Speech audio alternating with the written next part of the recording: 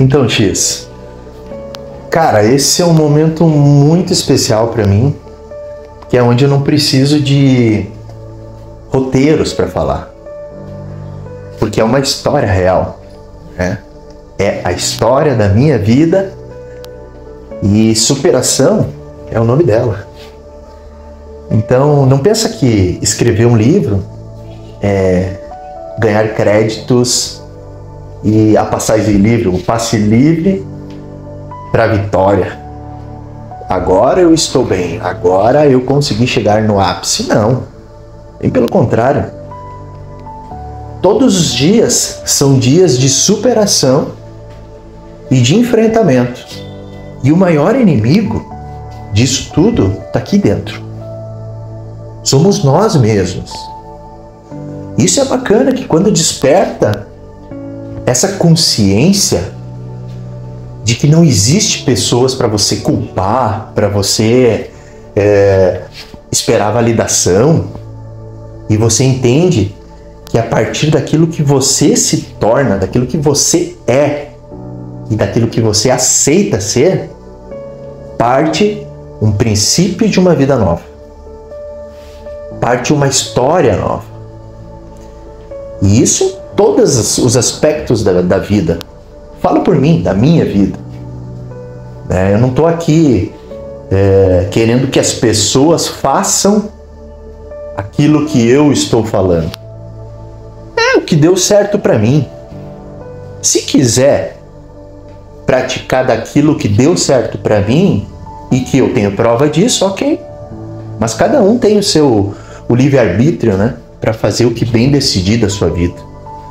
Então, falando de várias coisas, mas eu gosto muito de falar de um assunto específico entre todos que são muito importantes, X, que é de relacionamento.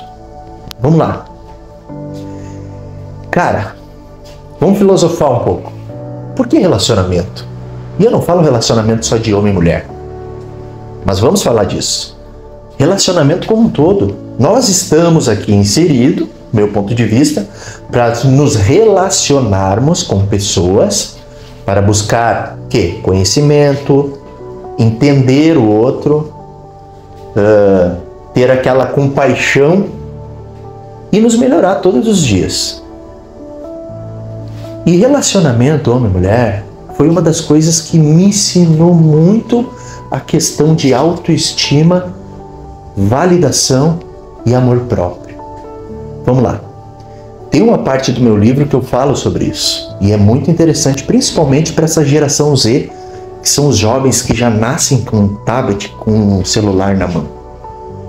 E nesse momento do livro, que eu quero aqui, digamos, elocubrar, eu não vou dar spoiler, mas um pouquinho acho que vai ser bem-vindo. Eu era um cara que postava muita foto em rede social usando filtro, X. Mas olha, era tanto filtro que às vezes eu olhava depois de uma semana e falei assim, quem é esse cara aqui? Ah, sou eu. Cara, tentando me esconder, de óculos escuros. O meu Facebook, que confesso que eu não uso muito Facebook hoje, é mais o Instagram, né? Mas se você pegar fotos lá de trás, há 7, 8 anos atrás, você vai ver uma porrada de foto de óculos, desfocado, fazendo caras e bocas. E o que isso me ensinou? Cara, os relacionamentos que eu tive na minha vida, praticando desse exercício que eu achei que era um exercício de fuga e que eu ia me dar bem, eu acabei atraindo pessoas e relacionamentos frágeis. Pessoas que, quando me conheciam, percebiam a minha deficiência. E nem por isso eu me achava menos, mas eu percebi que aquilo ali estava incomodando essa pessoa e que, de certa forma, ela estava no direito dela de gostar ou não. Porque eu não estou aqui querendo que as pessoas achem bonito uma pessoa que é estrábica, uma pessoa que está sem um olho. Não, não é isso. Entendeu? Nós estamos inseridos num mundo onde, infelizmente, né, muitas pessoas são aquilo que elas aparentam ser e não realmente o que elas são. Mas vamos lá. E aí, cara, era uma sequência de relacionamentos e eu ficava me perguntando, cara, o que tá acontecendo comigo? Será que eu não sou um cara atraente? Será que eu preciso amadurecer muito para relacionamento? E essas pessoas não me falavam. Não me falavam, mas eu sentia que alguma coisa não estava legal. E eu percebia, porque quando você tem uma visão com prótese, você acaba tendo um olhar um pouco desfocado. Então, às vezes eu olhava para um certo lugar e a pessoa não via que eu estava olhando, e eu via a reação dela me analisando assim, o outro olho que não mexia.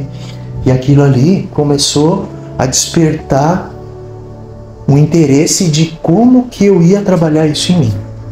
Até que um dia eu recebi um convidado numa live que não gostava de usar prótese. E ele falava comigo sem prótese, com a cavidade do olho aberto. E aquilo me chamou a atenção. Que eu também conto isso no livro. Será que eu teria coragem de fazer isso que esse cara faz? E naquele momento, X, eu fui ver que eu ainda não estava curado. Isso não faz muito tempo, tá?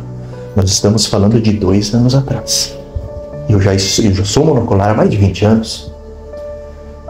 E aí, cara, eu tive a oportunidade também num podcast de receber um convidado que fabricava prótese. E eu falei assim, agora vai ser o meu momento. Sabe quando você aperta o botão do fogo? Isso aí. Cara, quem quiser gostar de mim, vai gostar de mim assim, sem um olho, do jeito que eu sou. E foi o que aconteceu. No decorrer da entrevista, eu peguei, tirei a prótese, coloquei uma azul, porque eu tenho uma de cada cor. E aquilo ali pra mim foi libertador, X, de uma forma que você não consegue mensurar. Eu não sei explicar. É algo como se tivesse arrancado algo de dentro de mim, que estava ali, me apedrejando, martelando todos os dias, assim, todas as fases da minha vida, seja no trabalho, relacionamento, todos os lugares que eu ia, eu achava um jeito de me esconder. Ou com óculos, Então, cara, essa questão do livro ter nascido também é por isso. E um dos fatos que eu considero também muito importante desse livro é pelo momento que eu me tornei PCD. Que até então, quando você tem o problema, que você tem a fase, né, da aceitação, Deus te dá uma força que você desconhece ter. Essa é a grande verdade. Todo mundo acha, não sei se suportaria. Se você passa, você vai suportar. Porque Deus te dá força suficiente para suportar aquilo que você vai ter que passar. Isso é uma grande verdade. Deus é justo. Ele não vai te dar uma força maior do que você vai sucumbir. Então, o que aconteceu? Eu tive essa grande dor, só que chegou num momento onde essa dor foi embora. E aí eu me vi num novo mundo. Não só num mundo onde eu não enxergava. Num mundo, e agora? Como que eu vou fazer certas coisas que antes eu não fazia? Como que eu vou conversar com pessoas que me olhavam de certa forma e agora vão me olhar de outra?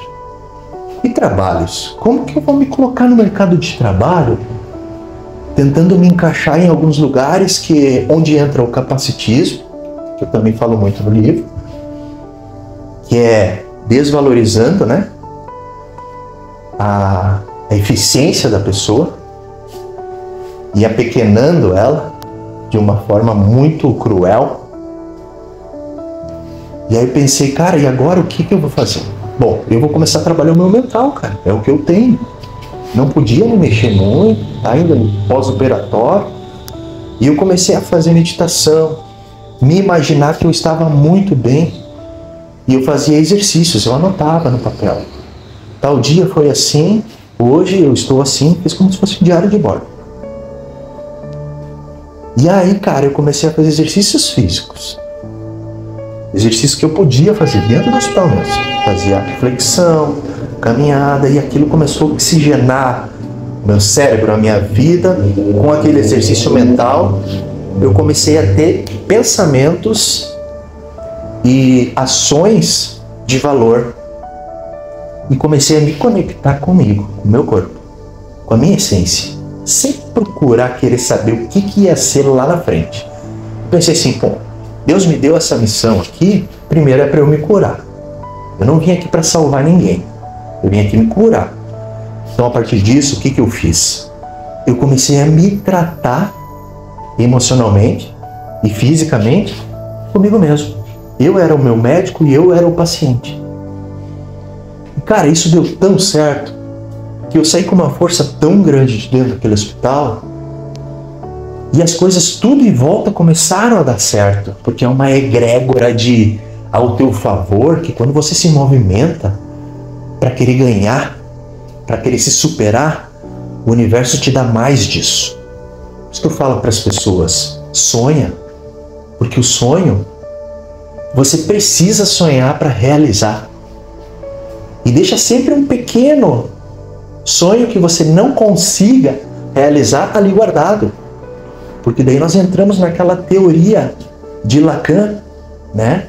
O sonho do objeto do outro. Porque as pessoas, elas sonham muito, mas quando conseguem atingir, elas perdem o interesse daquilo, né? Mas isso é para outro assunto. Então, o que acontece? Esse livro, ele vem numa sequência de superação, ele vem num apanhado de transformação de coisas simples, reais, que aconteceram comigo e que deram certo. Tanto que aqui estou. E aí eu chegava e recebia mensagens, quando eu comecei a publicar lives, de pessoas assim: Maurício, obrigado, eu vi a sua live, me deu força, eu estava pensando em tirar a minha vida. Cara, aquilo lá me chocou, bateu forte, X, e eu pensei, eu não tenho noção da proporção da dor, de onde a gente atinge esse público. Porque uma coisa é você ter um problema e você só falar do problema, né? Porque as pessoas que são PCDs, elas acham que ser PCD é andar com PCD, é falar só sobre a doença, é falar só sobre por que ele não é aceito, por que existem cotas, né? As cotas, claro, a gente sabe que é para ajudar, para dar oportunidade para os menos capacitados, mas se tu for pensar lá na raiz mesmo, será que essas cotas para algumas pessoas não se tornam um pouco capacitista? Não fica querendo dizer assim, ó, eu vou criar uma categoria para você porque eu acredito que você não é capaz. E eu conheço muita gente que tem muita capacidade e não tem que pedir cota nenhuma para exercer qualquer profissão, mas exerce porque existe. Então vamos lá. E aí, cara, quando a pessoa começa a andar com outras pessoas não PCDs e começa a se exercitar e começa a superar, foi o que eu fiz? Cara, eu chegava nos campeonatos de jiu-jitsu e falava assim, não, eu quero lutar, mas você vai lutar em qual classe? Na classe normal. Mas você sabe que você não tem um olho, você pode lutar na classe PCD, também luto. Por que não? Mas posso lutar na classe normal? Pode. Então, ok. Se assinar um termo aqui de responsabilidade, né? Assinava o termo lá e ia pro pau, meu irmão. E ó, pegava a medalha, pegava o troféu e passava o carro. E aí eu te digo, por que você que é PCD tem que achar que você precisa estar incluído somente onde existem os PCDs? Por quê? Aí você está se autotitulando que não tem capacidade para exercer tal função. Então, assim, a transformação começa dentro de ti.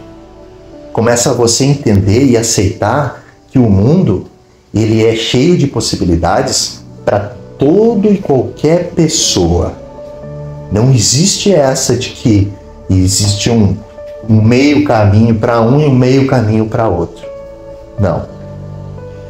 Então, o que acontece, cara? Nesse decorrer do livro que eu fui escrevendo, eu também fui me curando. Mais uma vez, cara. E aí eu comecei a reviver aqueles momentos. E eu estava, na verdade, não só escrevendo, eu estava fazendo uma reflexão, eu estava fazendo um momento de cura. Tiveram noites que eu chorei, cara, escrevendo esse livro, porque eu tive que escrever e colocar no papel o quanto eu via minha mãe sofrendo, o quanto foi difícil a despedida dos meus filhos, que eu precisava me recolocar no mercado de trabalho, e numa cidade do interior eu tinha muito preconceito, eu não estava conseguindo trabalho. Foi onde eu fui para Santa Catarina, Rio Grande do Sul. E aquilo ali, esse livro aqui mexeu muito comigo, mas de forma muito bonita, porque eu vi a caminhada e onde eu tô indo, não cheguei, eu tô indo, entendeu, X? Então isso me mostra, cara, que eu não sei nada. A gente não sabe nada do que a vida nos proporciona. Há 3 meses atrás, antes de concluir esse livro, eu não imaginaria que eu estaria aqui hoje, podendo falar abertamente da minha vida e podendo atingir um público que acha que não tem mais saída, que não tem esperança, que não acredita porque, todo mundo fala, todo mundo posta, que a rede social é assim, né? São vidas perfeitas, relacionamentos perfeitos, saúde perfeita, pessoas lindas e maravilhosas. Aí você conhece pessoalmente, meu irmão, não vale um quichute. Lembra do quichute? Não vale um quichute. Tênis mais barato da minha história. Aí você se pergunta, que mundo é esse? Até quando?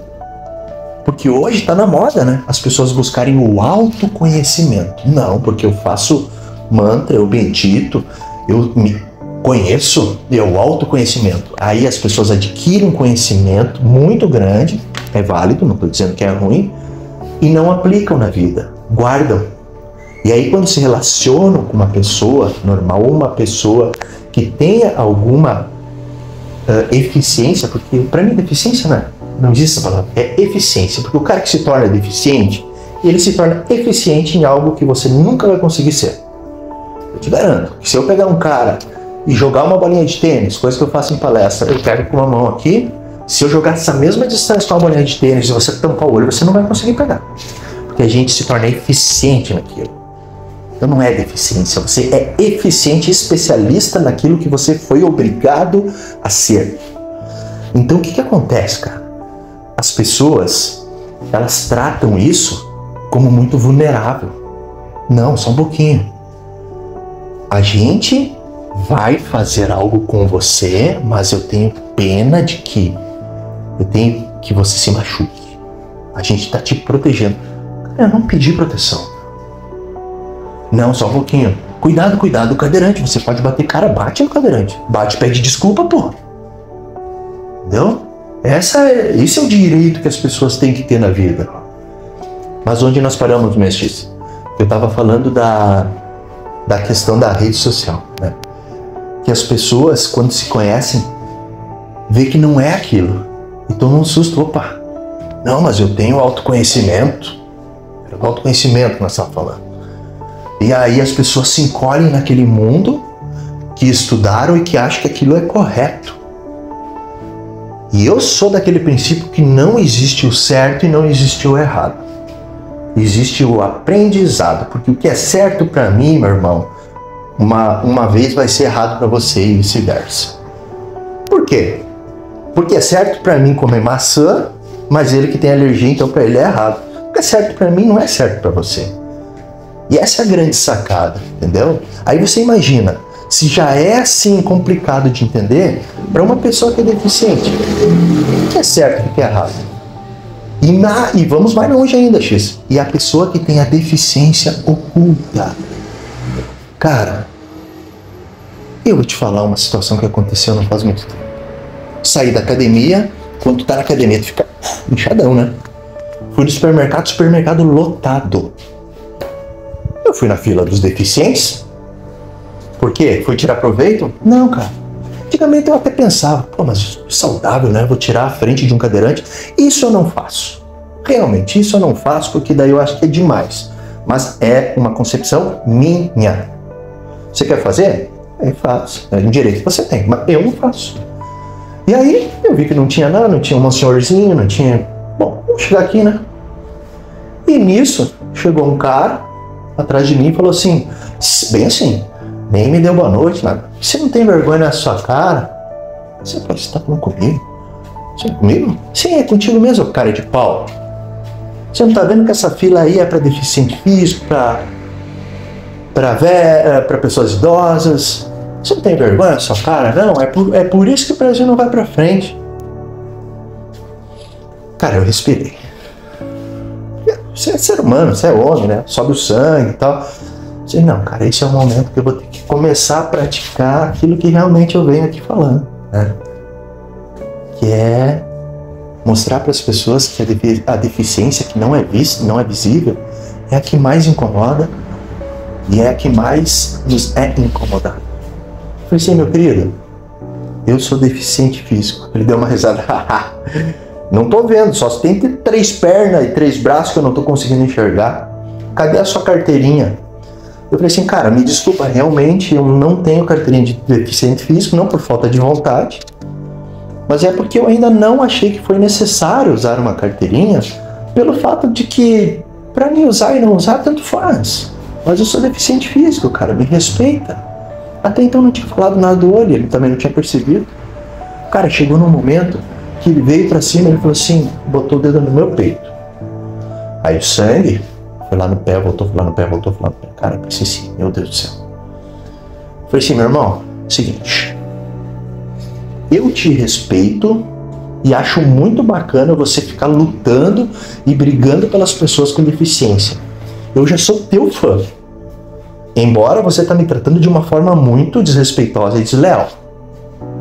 Tá? Eu não tenho carteirinha, mas eu vou ser obrigado a provar algo que eu não precisaria. Tá?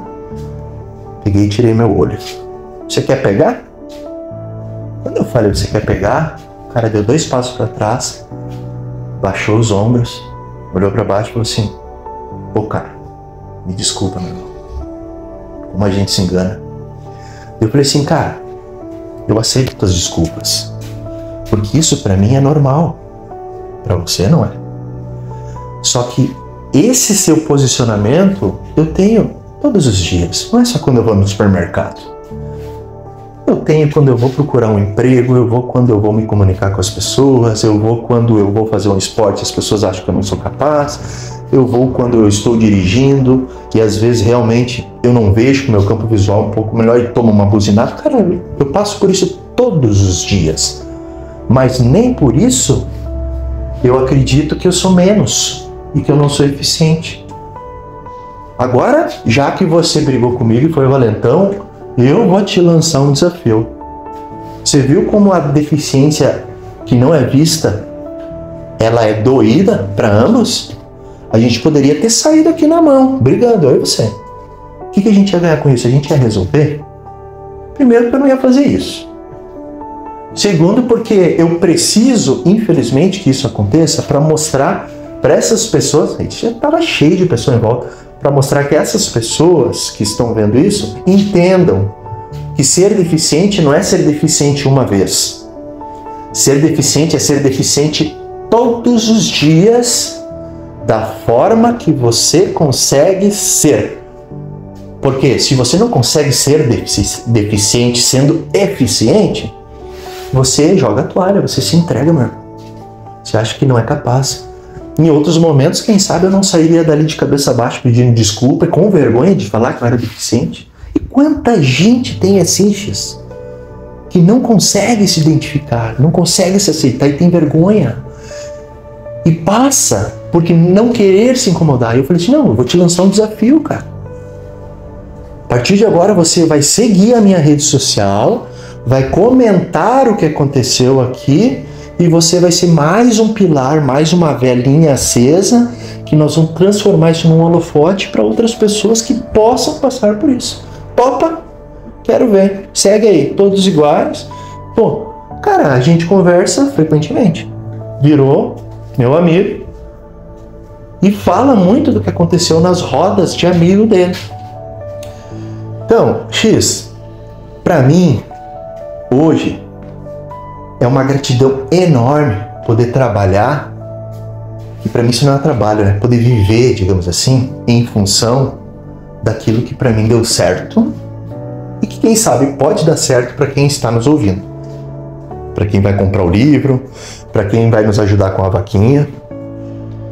Porque eu acredito que a informação, ela é muito cara e ela é muito buscada na internet, em academias de ensino, em universidades, E nós estamos aqui divulgando um livro com preço irrisório, perto da grande transformação e do impacto social que isso vai trazer. E que vão acolher pessoas que, na minha época, num leito, cara, gostaria muito de ter um livro assim, pra eu ver a história desse cara.